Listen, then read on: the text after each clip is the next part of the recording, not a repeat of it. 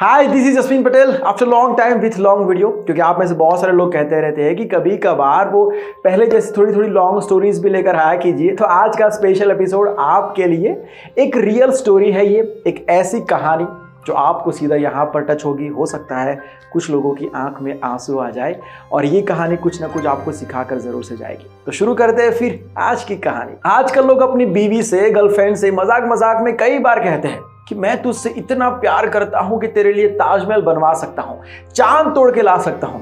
लेकिन कुछ लोग ऐसा मजाक नहीं करते। कुछ साल पहले की बात है, यूपी के फैजल हसन कादरी जो पोस्टमैन थे, उनकी छोटी सी प्यारी सी दुनिया थी, बीवी थी, सब कुछ ठीक ठाक चल रहा था। लेकिन उनकी बीवी को कैंसर था। डॉक्टर को दिखाया गया तो उन्होंने कहा कि बच्चादानी निकालनी पड़ेगी। ये सुन के मियाँ बीवी के ऊपर क्या गुजरी होगी इसका सिर्फ अंदाजा लगाओ, क्योंकि तब तक इन लोगों को कोई बच्चा नहीं था। कादरी साहब ने डॉक्टर को कहा कि आपको जो ठीक लगे वो करिए, क्योंकि वो अपनी बीवी से बहुत बहुत ज्यादा प्यार करते थे। अब ये तो तय हो गया था कि इन लोगों को कोई औलाद नहीं होगी। इस बात का बोझ औरतों के ऊपर बहुत ज्यादा होता है, मर्दों से कई गुना ज्यादा। भाई साहब को सबने कहना शुरू कर दिया कि आपको दूसरी शादी कर लेनी चाहिए बच्चों के लिए, लेकिन उन्होंने मना कर दिया। ऐसे लोग, ऐसे किस्से, ऐसे हालात फिल्मों के अंदर ही देखने को मिलते हैं आजकल। खैर, एक दिन उनकी बीवी ने उनसे कहा कि हमारे तो बच्चे भी नहीं है जी, हमारे जाने के बाद रस्में तो छोड़ो, लेकिन हमको कोई याद करने वाला भी नहीं होगा।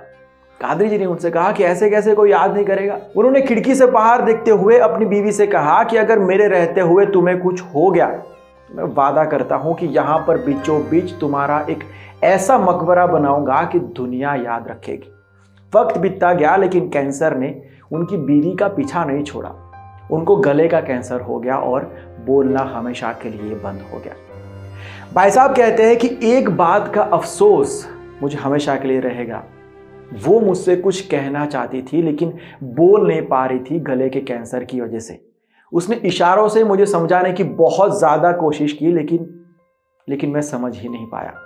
तो ये सवाल, ये अफसोस हमेशा मेरे मन में रहेगा कि आखिरकार वो मुझसे क्या कहना चाहती थी। बीवी के जाने के बाद जैसे उनसे वादा किया था कि एक ऐसा मकबरा बनाएंगे कि दुनिया याद रखेगी, दूसरा ताजमहल बनवाने का काम शुरू कर दिया। उसके अंदर अपनी बीवी के कब्र के पास में अपने लिए खाली जगह छोड़ दी, क्योंकि वो चाहते थे कि उनके जाने के बाद उनको भी यहाँ पर उनकी बीवी के पास में दफन किया जाए, क्योंकि वो अपनी बीवी से कहीं पर भी अलग नहीं रह सकते। उनकी लाइफ में फाइनेंशियल क्राइसिस बहुत ज्यादा थे। पेंशन से जो पैसे बचते थे, 81 ईयर्स की उनकी एज थी। जरा सोचो, ठीक से चल भी नहीं पा रहे थे और ऐसे पाई पाई जोड़कर वो ये काम कर रहे थे। बहुत लोगों ने उनसे कहा कि हम इस काम के लिए आपको थोड़ी सी मदद करना चाहते हैं, लेकिन उन्होंने किसी से भी एक पाई भी नहीं ली, क्योंकि वो ये काम अपनी बीवी के लिए खुद अपने दम पे, अपने हिसाब से, अपनी सेविंग से करना चाहते थे। पेंशन में से जो पैसे बचते थे उससे ये काम चलता था। ये बात घूमते घूमते यूपी के सीएम तक पहुंच गए। 2015 के अंदर यूपी के सीएम ने भी उनको ऑफर कर दिया कि हम आपकी मदद करते हैं इस काम के लिए। उन्होंने सीएम से कहा कि मैं इस काम के लिए किसी से भी एक पाई भी नहीं ले सकता हूं। पैसे नहीं लिए उन्होंने, ऊपर से सीएम को यह रिक्वेस्ट की कि अगर आप मदद ही करना चाहते हैं तो हमारे गांव की लड़कियों के लिए एक स्कूल बनवा दीजिए। और उस स्कूल के लिए उन्होंने अपनी जमीन गवर्नमेंट को डोनेट कर दी। एक तरफ स्कूल बनने का काम शुरू हो गया और दूसरी तरफ ये भाई साहब अपने पेंशन के पैसे जोड़ जोड़ कर, बचा बचा कर उस ताजमहल के लिए काम करवा रहे थे। स्कूल बन के तैयार हो गई, लड़कियां उसमें पढ़ने लगी।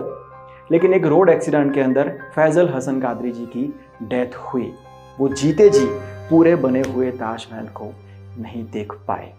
लेकिन एक बात उन्होंने जरूर से साबित कर दी कि ताजमहल बनाने के लिए ना इसकी नहीं, इसकी जरूरत पड़ती है। इससे बनाना तो हर किसी के बस में होता ही है, लेकिन इससे ऐसे ताजमहल बनाने वाले लोग आज के जमाने में बहुत कम होते हैं। ओके देन, अगर वीडियो पसंद आया है तो लाइक और शेयर जरूर से करना। अगर आप इस चैनल पर नए आए हो तो सब्सक्राइब करके बेल आइकन को प्रेस कर दीजिए। मिलता हूं बहुत जल्द एक नए वीडियो के साथ, एक नए सब्जेक्ट के साथ। बाय, टेक केयर एंड जय हिंद।